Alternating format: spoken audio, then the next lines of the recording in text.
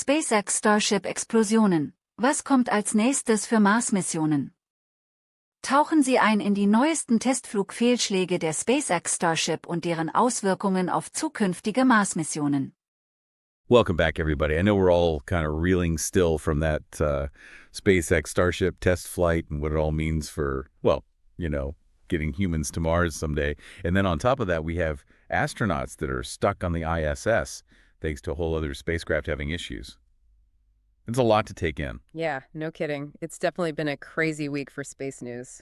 So let's just jump right in, shall we? Sounds good to me. Okay, so anyone out there who may have, missed the latest news, can we just rewind for a sec? Remind us what exactly happened with this Starship launch. Sure. So this was Starship's 8th test flight, and it launched from Texas. And at first, things seemed okay, that massive super heavy booster did what it was supposed to do. It separated and then landed back on Earth. Oh, that's the giant first stage rocket, right? The one that gives Starship that initial push to get off the Earth. Exactly, yeah. But then about 9 minutes into the flight, the Starship upper stage, so that's the part that actually carries the payload, it started having engine problems. And this is the second test flight in a row where the same kind of thing has happened, right?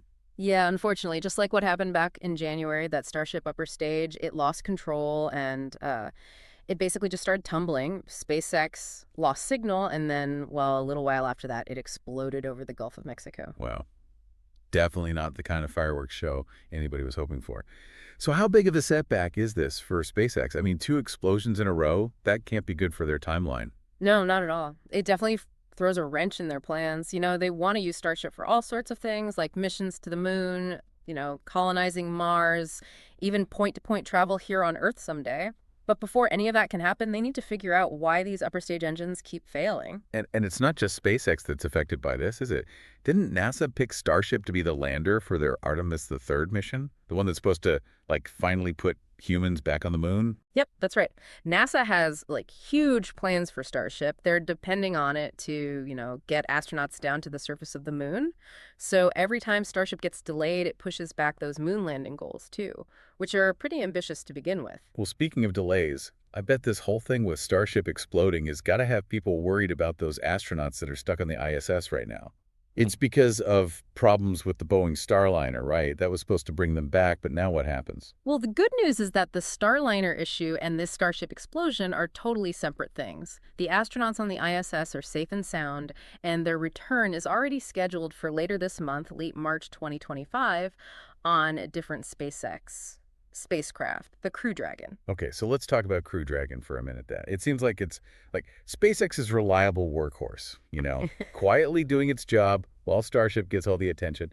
Can you give us a quick rundown of what makes Crew Dragon so reliable? Well, Crew Dragon is essentially a capsule, and it's designed just to take astronauts to and from low Earth orbit. It's been working for a while now to taking crews back and forth to the ISS.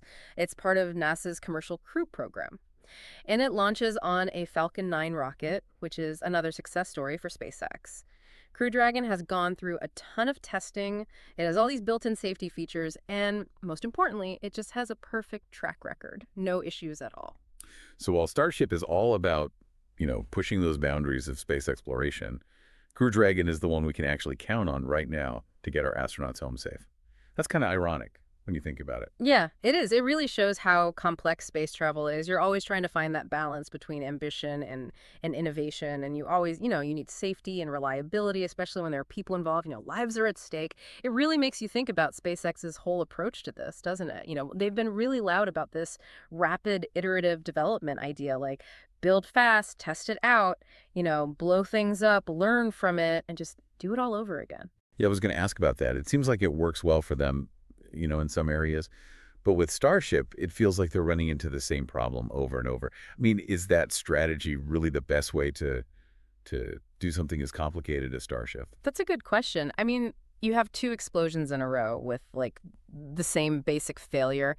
It kind of seems like there's something wrong with the design, a fundamental issue that they haven't figured out yet. And, when you're dealing with a spacecraft this big and powerful, when something goes wrong, let's just say it's pretty dramatic. Not to mention expensive. Yeah. I'm sure each one of those Starships costs a fortune to build. Absolutely. And that's where you get into the whole taxpayer funding thing, too. SpaceX is a private company, but they get a lot of money from government contracts. including a big chunk of change from NASA for the Artemis-Program. So when a Starship explodes, it's not just SpaceX's money going up in smoke, it's our tax dollars too. Right, that's a good point. I bet there are some people in Congress who are not too thrilled about seeing those explosions. It makes you wonder if, like, maybe this will affect how much money SpaceX gets in the future. Yeah. Or even funding for space exploration as a whole, you know? Yeah, that's definitely possible. Public opinion has a big effect on, how much support these space programs get. And when you have these huge failures that everyone sees, especially the ones that, send debris falling near where people live, it can make people less trusting. And they start wondering if it's worth the risk and the cost, too. Right, that's a good point. But then again, space exploration has always been about pushing the limits, taking risks, and, accepting that sometimes things will go wrong. Think about the early days of rocketry. I mean, there were a lot of explosions back then too, right? For sure. And I think it's important to remember that even with these setbacks, Starship is still a big step forward for spacecraft technology. I mean, it's designed to be completely reusable. It can carry massive payloads, and eventually it could totally change the way we get to space. So it's kind of like a gamble. But if they can get it right, it'll be a game changer. Exactly. And it's not just about getting to Mars. SpaceX has talked about using Starship for lots of things. Lunar bases, space tourism, even cleaning up space junk. Okay, well, let's switch gears for a minute and get back to the astronauts who are waiting to come home from the ISS. You said they'll be coming back on Crew Dragon, which is good news, especially because of its safety record. But what does it mean that we have to depend on this space taxi system while we wait for Starship to, to work out all the kinks? Well, it really shows that we need technology that's reliable, that we know we can count on, especially for human spaceflight. Crew Dragon proves that we can get to and from low Earth orbit safely and reliably, but it also shows the limits of what we can do right now. How do you mean? Well, Crew Dragon is made for those short trips to and from the ISS. It's not made to go into deep space, like it can't land on the moon or Mars.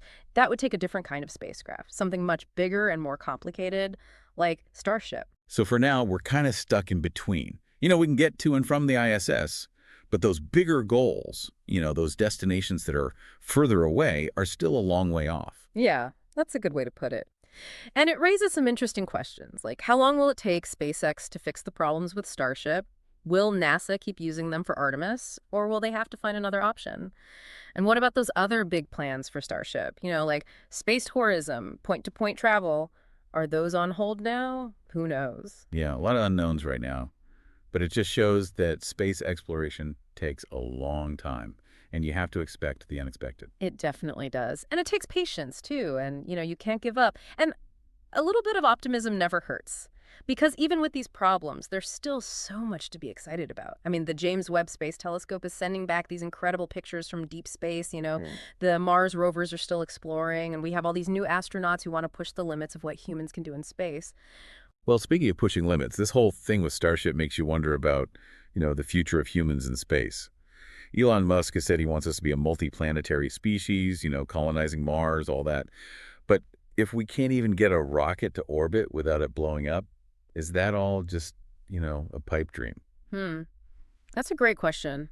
And I think the answer depends on how you look at those long-term goals. Are they actual plans with a specific timeline, or are they more like an idea, something that pushes us to develop new technology and see what's out there? Yeah, probably a little bit both. But realistically, if we're talking about having people living on Mars permanently, that's still decades away, even if everything goes perfectly. And we've got a lot of problems to solve here on Earth before we can even think about colonizing another planet. I agree. And I think it's important to have these conversations to really think about the pros and cons of these space projects, because at the end of the day, space exploration is really a reflection of what it means to be human, our curiosity, our creativity, our need to understand where we fit in the universe. And like anything we do as humans, comes with risks and rewards, and a lot of unknowns. It's definitely a fascinating topic. But before we get too philosophical, there's one last question I've been thinking about. I'm listening. What is it?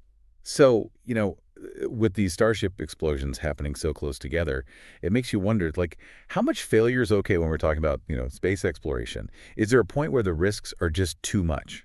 That's a really tough question. And there isn't really a right or wrong answer. I think it comes down to your point of view, how much risk you're comfortable with and what you consider an acceptable level of failure. For some people, Any loss of human life is just, it's not acceptable, no matter what you could gain. But for other people, the idea of, gaining knowledge, pushing the limits of what we can do as humans, that justifies taking some risks. And it's not just about people either, right? There's also the environmental impact. I mean, rockets use a ton of fuel, and when they explode, they release a lot of stuff into the atmosphere. It's not great for the environment. You're absolutely right. The environmental impact is something we need to consider. SpaceX says they're trying to find solutions that are more sustainable, but it's a really tough problem to solve, especially when you think about how big their plans are. I mean, imagine launching like dozens or even hundreds of starships to Mars. That's going to have a huge impact on the environment. It seems like every time we take a step forward in space, there are all these new challenges and ethical questions that come up. But it's also really exciting to think about what we might achieve. Oh, for sure. We're living in a pretty amazing time. We have the technology to go beyond Earth, to explore other planets, maybe even find proof that there's life somewhere else in the universe. It's mind-blowing when you think about it. It really is. And it's a journey that's going to be full of surprises and probably some setbacks too. But I think it's a journey we have to take, even if we don't reach every single goal, Just trying, just going for it can lead to amazing discoveries, new technology, and a better understanding of our place in the universe. I completely agree, and I think that's what makes space exploration so captivating. It's a story that's still being written, and we're all a part of it, whether we're, supporting the missions, following the discoveries, or just, looking up at the night sky and thinking about how big the universe is. We're all connected to this amazing endeavor. Well said. And I think that's a great place for us to wrap up this deep dive. We talked about a lot today, from rockets that explode, to astronauts who are stuck in space, to the big questions about what it means to explore space. We hope you found it interesting and something to think about. Who knows what's going to happen next? Maybe Starship will get over these problems and become that amazing spacecraft they're dreaming of. Or maybe there will be some brand new technology that comes along and takes us further than we ever thought possible. Well, one thing's for sure. The story of space exploration is definitely not over, and we can't wait to see what happens next. So until next time, keep looking up, keep exploring, and keep asking those big questions, because that's what pushes us forward as a species. It's what makes us reach for the stars. And maybe even beyond. Thanks for joining us on this deep dive, everyone. We'll see you next time.